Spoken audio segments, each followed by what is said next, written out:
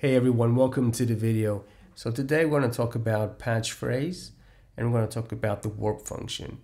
Which one is the best one for me to use in my music? And I thought I would share this with you guys as well. Most of us nowadays are using the warp function to warp everything that we have. But actually, can the patch phrase be the best one to use instead of the warp function? So we're going to have a look into that. So I have a couple of loops here. We're going to have a look at some of the loops that have different characteristics between them. Now, one of the things that you want to do when you work with the patch phrase is to cut it with a threshold. Don't go through regions or anything. Just cut with the threshold. Okay, this one is already cut. I've already cut it because it does take a bit of time to get everything correct. So this one is already sliced properly, and you have to go to all the slices, even slices that you think they don't have anything, but there's actually a hit in there. Whenever there's a hit, you should cut it, you should slice it there, okay, just to make sure that the patch phrase works the best. Okay, so we do have, so I've already sliced this, okay, I have it here. And so this here on the side is the original sound with the warp function on, and here is the patch phrase, okay? And for you guys that don't know what patch phrase is, so the patch phrase, you slice the sound as you would with any sample, and after you slice it, you convert this. So you go shift, convert, and there you have the patch phrase. You can create other things. You can create program with the slices, or you can create a sound. What it does is it exports all the slices to a sound, which is a patch phrase sound. This is internal to the MPC, and that patch phrase then actually responds to the BPM on the sequence. And if you want to have a look there at the top, you see samples. You can change that and put it to beats. Now you can see where all the beats lie with the slices, okay? And you can see that these slices, whenever you put this sample to the sequence and you move the BPMs, okay, the slices are always going to trigger on the same space relative to where you slice it here in the sample edit. Okay, it might be a bit confusing, but what it does, it kind of works as a warp function, but it doesn't actually stretch the audio. Whenever you want to use patch phrase, make sure that you slice every transient, every hit. Everything needs to be sliced for the patch phrase to work perfect. Okay, let's get back to the main. So here I have the patch phrase. Here I have the original sample warped. Okay, let's get into the program edit. Okay, so this one is warped. You have the BPM right there, is 80 BPM. Here you have the patch phrase. You don't need to warp a patch phrase. Patch phrase works with the BPM already. Whenever you move the BPM, the patch phrase makes the sample, you know, speed up or slow down. So let's hear it now.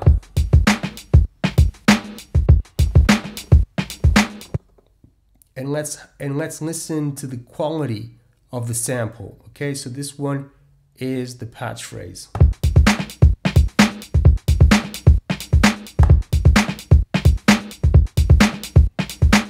Now let's listen to the warp.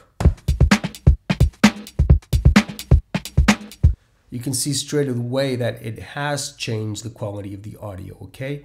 So the patch phrase, it maintains the exact same audio quality. It doesn't change because it's not stretching or you know, shrinking the audio.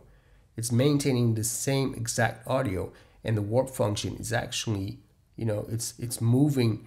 It's stretching in shrinking the audio. So it's actually, there's something going on there with the frequencies. Because this is digital, obviously the frequencies themselves are being moved, stretched, and that's affecting the quality of the audio. It doesn't sound too bad, but when we pitch it down, you can hear loads of artifacts, and you can hear kind of a metallic sound as well in the back.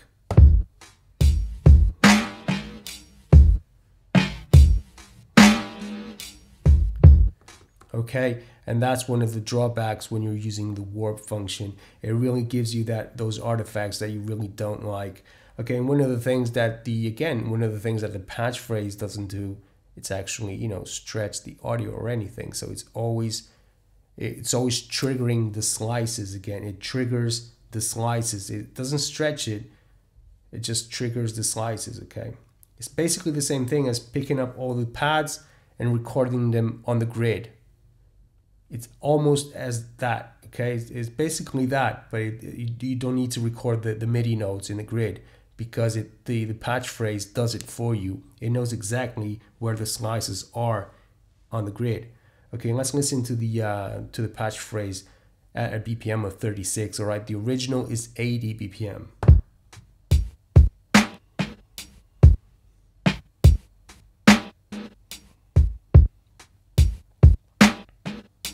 All right, so what's the difference? Obviously, with the warp function, it stretches the audio. It completely destroys the audio quality. And with the patch phrase, the drawback is that you can clearly see that the sample is chopped up. It just goes step by step. It's not fluent. Okay, it doesn't flow as a normal sample does because you can hear the slices. But if you were to ask me, I would use the patch phrase in this situation because I'd rather have this than this.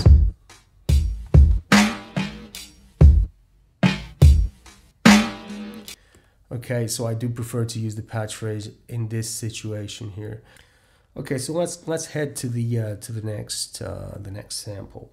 Let's go here to the sample edit screen. Now we have this sample right here.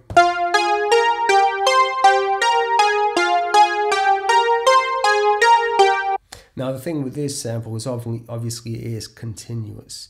It doesn't stop. There's no air in between any of the nodes, so it's a continuous sample. And if you're going to do some patch phrase in this, obviously it won't sound continuous because you'll have slices and they will be triggered independently. Obviously, there will be some air when you slow down the sample. Let's have a look into that. So what I'm going to do, I'm going to chop this one into regions. Okay, it's just going to be easier and quicker for us as well.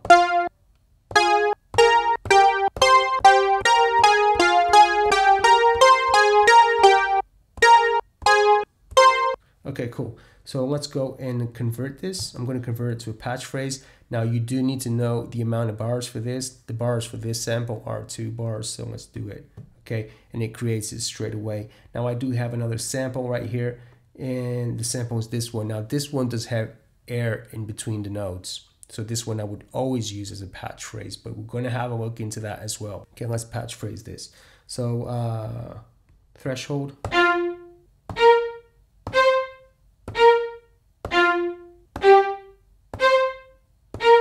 Just trying to hear if there is any click in there at the end of the samples, because if there is a click, I would need to trim that. Just make sure there aren't any artifacts, any clicks or pops at the end of the sample, at the end of the slices. All right, let's keep on going. So shift, convert, patch phrase again, 2 bars, the same thing, do it. So now what we do, we go into the browser, and here we have our patch phrase. You can have a look right there. If you haven't used patch phrase before, you'll see that there's a different icon just on the left to the name of the sample. Okay, so here we have the drums. Here I'm going to put the sample. So on this side I'm going to put the original sample. Here I'm going to put the patch phrase of the same sample. Same thing here. I'm going to drop the strings, the original, okay, and here the patch phrase. And now the big thing that I want to have a look at here, it's actually this sample. So I'm going to go here to the program edit. I'm going to warp this sample. Okay, good. And then let's have a listen between them two. Okay, so because this one it's a patch phrase, it will respond automatically to the BPM. You don't have to do anything. So let's listen to that one first. So this is the patch phrase.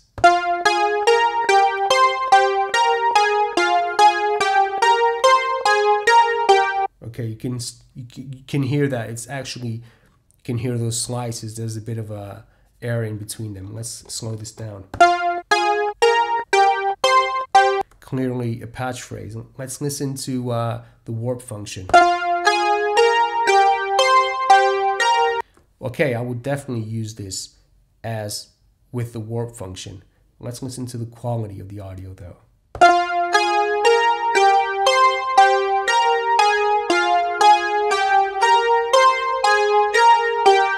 Not too bad. There you can hear a bit of some artifacts in there, but it's okay. It's okay. So playing at 60 BPM, the original is 80. It's not too bad.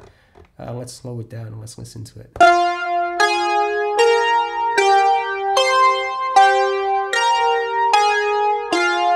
Okay, you can hear it. Obviously, you won't slow it down this much. I mean, I'm just pushing it real hard here. But you know, it doesn't sound too bad. It actually sounds quite good. Not too good, but it sounds good at 38 BPM. Okay, so definitely I would use the warp function here, obviously, because you don't want to hear those cuts in between.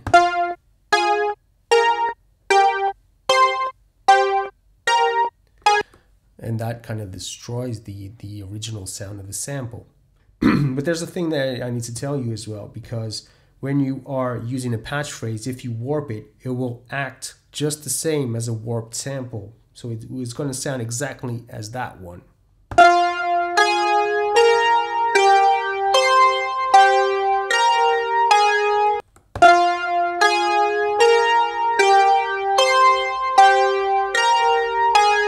So what does that mean? It means that when you warp a patched phrase, it turns exactly into a sample with a warp function. So it's almost like it's telling you, hey, whatever you do, always patch phrase your sounds. Because if you want to use a patch phrase, you can use it patch phrased.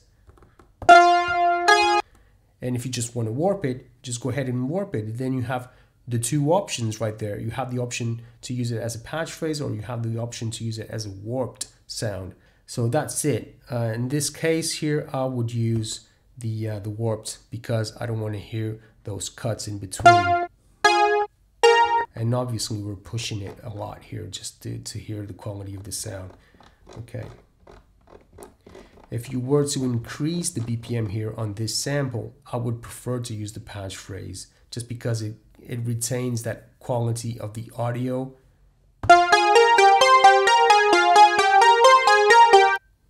As opposed to this. Let's hear the drums and the sample with the patch phrase. Let's hear it with the warp. It's almost like they have a certain effect to them. They sound different, but it might be good because you might want to use that effect to your advantage.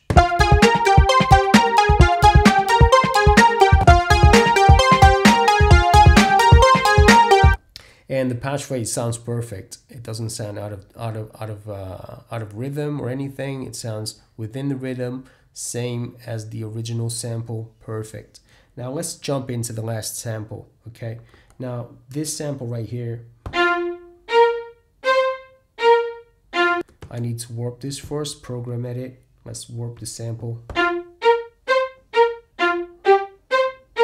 We're kind of just having a look here between audio quality and having a look if the patch phrase can maintain rhythm as well, because we know the patch phrase maintains the same audio quality, but does it actually maintain rhythm? Does it keep up with the rhythm? Because the warp function only does, you know, it's always the same whether you stretch it or shrink it. It's going to always maintain the same actual rhythm. It's because the warp function, what it does, it just picks up the beginning of the sample and the end of the sample. Those are the 2 points of the warp function, and they are set to get smaller or bigger depending on the BPM. But there are only 2 points, where with the patch phrase you have tons of slices in between, and they all work together with the grid and with the BPM.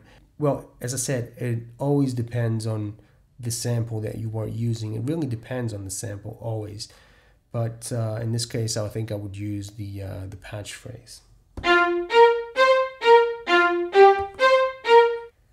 Let's go higher here.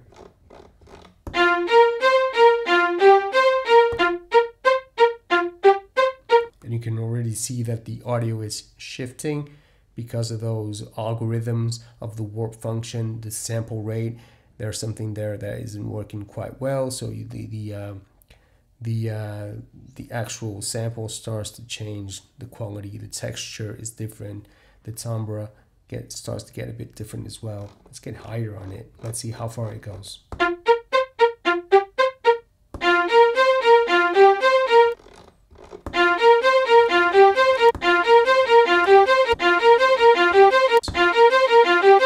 Okay, so it actually keeps the same exact audio. And it's way different now here with the warp function. So warp function again is on the left, and here we have the patch phrased. Let's go down, let's go up to 30 BPMs.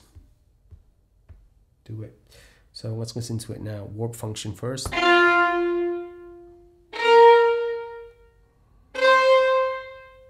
Okay, so it stretches that audio. It's good because it kind of keeps that vibe going for much longer than it would be with the patch phrase. It's just hitting at the same time always, with the same length always.